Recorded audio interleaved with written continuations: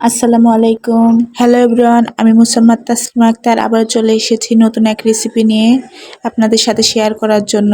আজকে রান্না করব শীতের নানা রকম সবজি, যেমন আলু, বেগুন, পটল, মূলা দিয়ে দেশি নানা রকম ছোট মাছের চচ্চড়ি।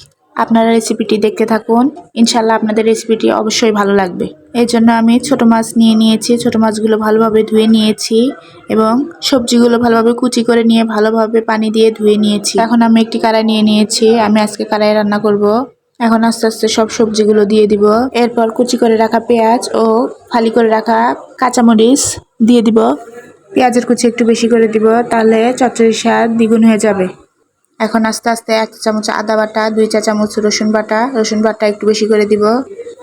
1 চা চামচ জিরে গুঁড়ো বা জিরে বাটা, 1 চা চামচ হলুদ গুঁড়ো, স্বাদ মতো লবণ, আমি 2 চা চামচ লবণ দিয়ে দিয়েছি। এখন পরিমাণ মতো তেল দিয়ে হাত দিয়ে ভালোভাবে মাখিয়ে নিব।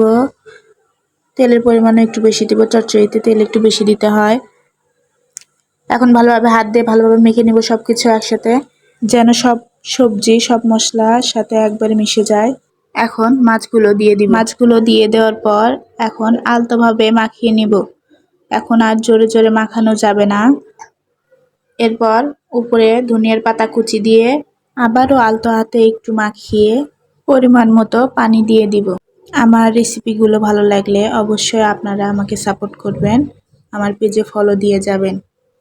এই তো আমি পরিমাণ মতো পানি দিয়ে দিয়েছি। এখন চুলাতে বসিয়ে দেব। চুলার আগুন হাই স্পিডে রেখে এখন জাল করব।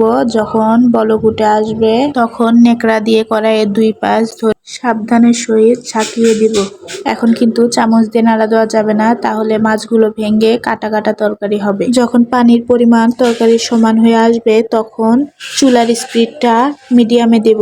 মিডিয়ামে দিয়ে কিছুক্ষণ রান্না করলেই দেখবেন নিচে একটু লেগে লেগে আসছে, চুলগুলো সব শুকিয়ে গিয়েছে। এখন আমাদের চচ্চড়ি প্রস্তুত হয়ে গিয়েছে পরিবেশনের জন্য। আমি একটি প্লেটে নামিয়ে নিয়েছি। দেখুন দেখতে কি লোভনীয় লাগছে, মাশাআল্লাহ, এটা অনেক সুস্বাদু হয়েছিল। আপনারা অবশ্যই বাসায় একবার হলেও ট্রাই করবেন। আজ এই পর্যন্তই, সবাই দোয়া করবেন, সুস্থ থাকবেন।